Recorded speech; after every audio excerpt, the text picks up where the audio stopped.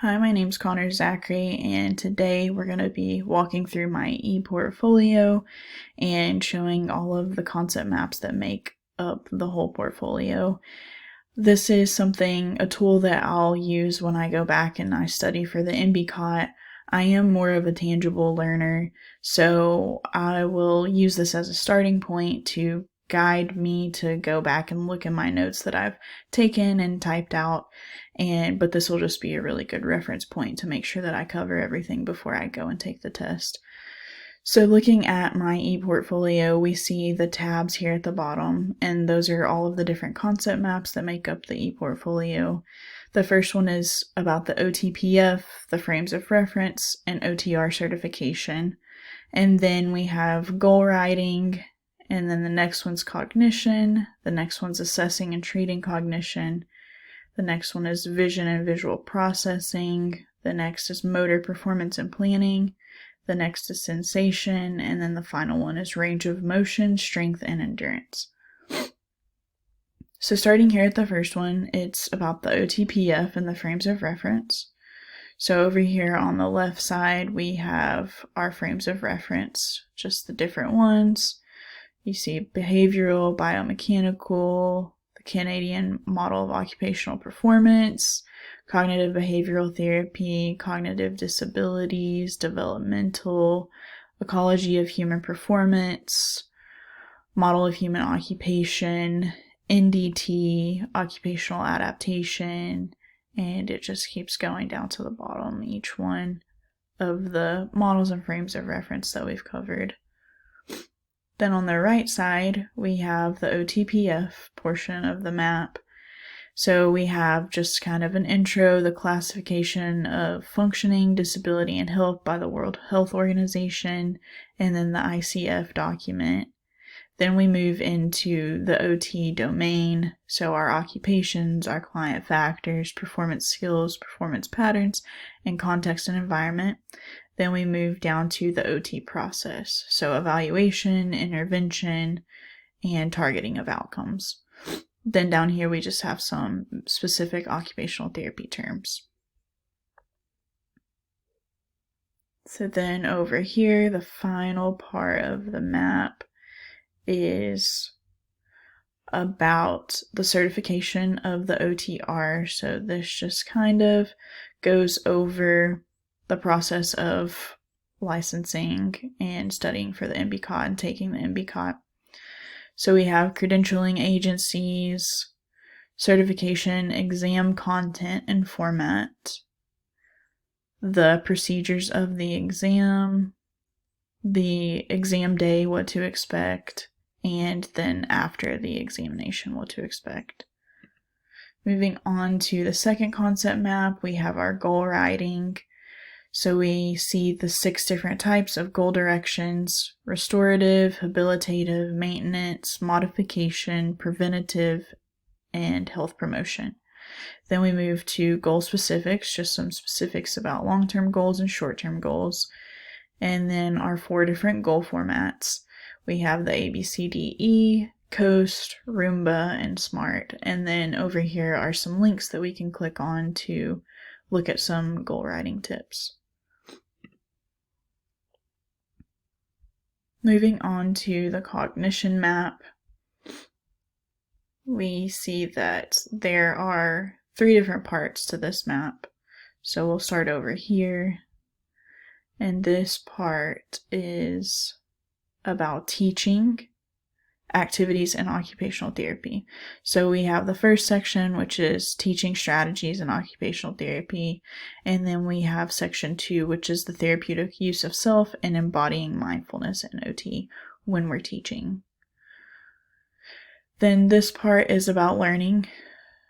And so we see we have different sections about the human processing model of learning, implications of the info processing memory model, clinical considerations when teaching our clients, desired learning outcomes, fundamentals of the teaching learning process, and then we have making personal change, and the OT as a teacher. Then up here at the top, the final part of our map is occupation as therapy, selection, gradation, analysis, and adaptation. So it covers selection and gradation, analysis, and adaptation. Then we move on to assessing and treating cognition. So this is another concept mapped about cognition. This part of the map, we see assessing abilities and capacities with cognition. So we have the process of the cognitive assessment. So this just kind of walks us through what we do when we assess cognition, the assessments, the influences on cognition, and then task and environment as contextual mediators of cognition. Then here we have cognitive capacities and abilities, primary cognitive operations, just different aspects of cognition, executive abilities. Then over here we have concepts and methods central to teaching and learning and cognitive rehab. And we have cognitive rehab approaches. And then over here, the final part of our map is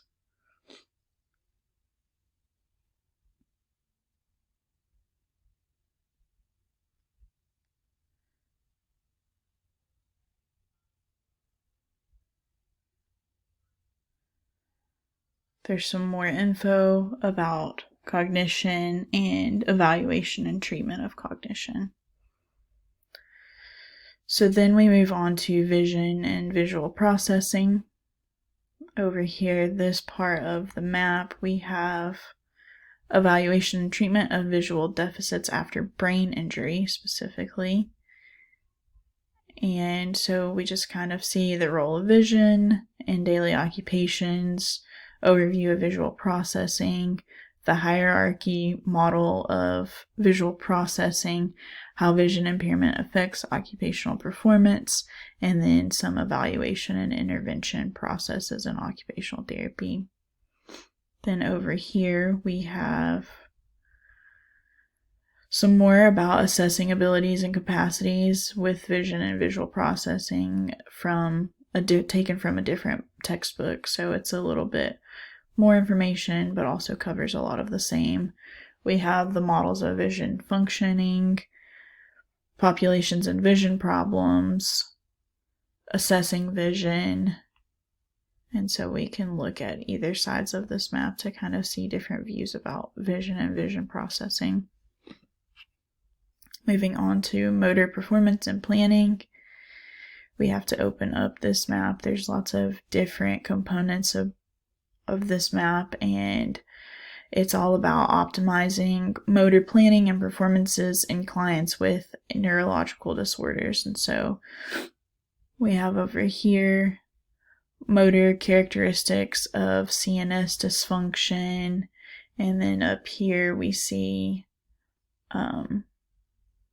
history of theoretical paradigms associated with rehab interventions to improve motor performance in clients with CNS dysfunction, and then task analysis, problem solving, and praxis skills. And then we've got just lots of different moving parts that we can go and look at, like mechanical requirements for movement execution and the kinesthetic understanding and foundation of movement strategies. Moving on to sensation. Over here we have optimizing sensory abilities and capacities. So we just have things to remember, choosing an intervention strategy, compensation, sensory training, and desensitization. And then over here we've got assessing abilities and capacities of sensation. So we've got the role of sensation in occupational functioning, purposes of sensory evaluation, neurophysiological foundations and tactile sensation, evaluation techniques, recording assessment results, and choosing evaluation methods. Then moving on to our final map, we've got range of motion, strength, and endurance. So up here at this top part of the map, it covers Radomski's chapter about assessing abilities and capabilities. We have the procedure for